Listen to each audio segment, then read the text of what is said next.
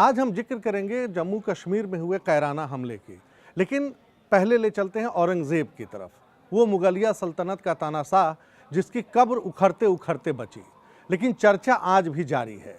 दूसरा मोहम्मद औरंगज़ेब आजकल वाशिंगटन में पाया जाता है। पाकिस्तान का वित्त मंत्री IMF की बैठक में हिस्सा लेने गए हैं।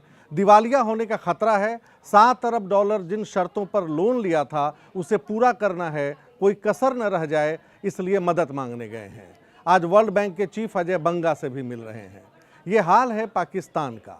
कर्ज देने वालों का टोटा पड़ा है। उधर सबसे बड़ी भीख जिससे मिलती थी उस सऊदी अरब ने अब हमारे साथ स्ट्रेटेजिक पार्टनरशिप की ठानी है। डिफेंस से लेकर तेल LPG गैस पर दोस्ती गाढ़ी है। हमारे PM नरेंद्र मोदी तीसरी यात्रा पर जेद्दा में हैं। क्राउन प्रिंस मोहम्मद बिन सलमान को उन्होंने भाई कहा तो जेद्दा ने आसमान में सऊदी में उनके सम्मान में जेट भेज दिए। इन सब से पाकिस्तान तिलमिलाया हुआ है। उधर डोनाल्ड ट्रंप की टोली इस्लामी जिहादियों को निशाना बना रही है। एलन मस्क ने तो पाकिस्तानी ग्रूमिंग गैंग की खौफनाक सच्चाई सामने लाकर यूरोप को भी चेतावनी दे दी। फिर भी पाकिस्तान चेत नहीं रहा। आज दोपहर यानी 22 अप्रैल को हमारे जम्मू कश्मीर के पहलगाम में एक आतंकवादी हमला होता है। इन बुज़दिल आतंकियों ने निहत्थे से सैलानियों को निशाना बनाया। ये हमला आतंकियों के ताबूत की आखिरी कील साबित हो सकती है, लेकिन मैं पाकिस्तान के मौजूदा हालात से ही इस हमले को जोड़ना चाहूँगा, जिसका जिक्र ऊपर हमने अभी थोड़ी देर पहले किया। इस हमले की जिम्मेदारी भले ही द रेजिस्टेंस फ्रंट ने ली हो, लेकिन लश्कर तैयबा का यार है ये संगठन, पाकिस्तान में बैठे आकाओं से गाइड होता है। ये अगर सच्चाई है तो पाकिस्तानी आर्मी चीफ आसिम मुनीर की तरफ ध्यान जाना लाजमी है।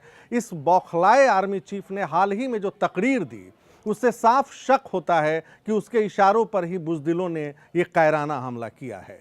लोकतंत्र को मजाक बनाने वाली Pakistani army chief general Asim Munir की वो तकरीर इस्लामाबाद में हुई थी आज से 3 दिन पहले।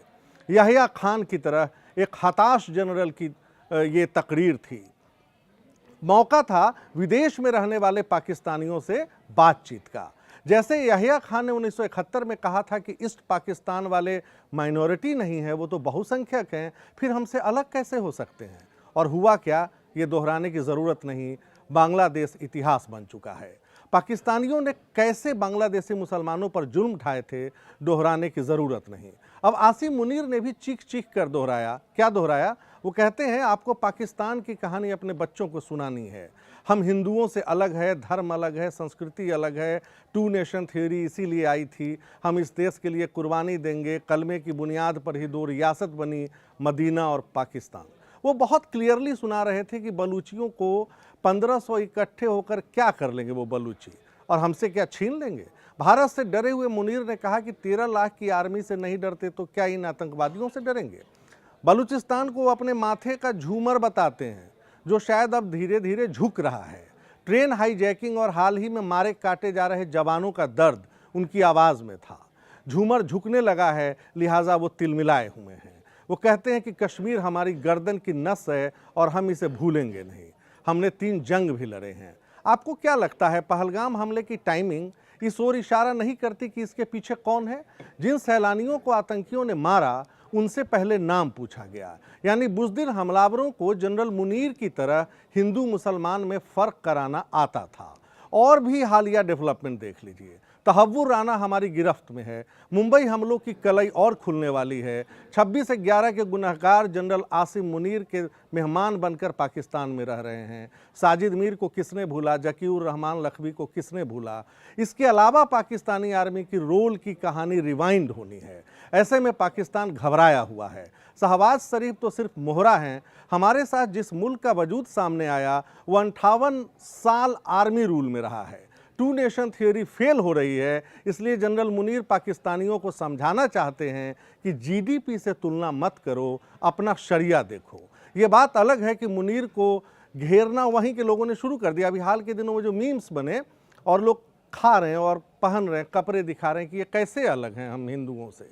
क्या माथे का झूमर बचाने निकले जनरल मुनीर को लगता है कि सैलानियों पर हमला कर उन्हें अपने मुल्क में शाबाशी मिलेगी?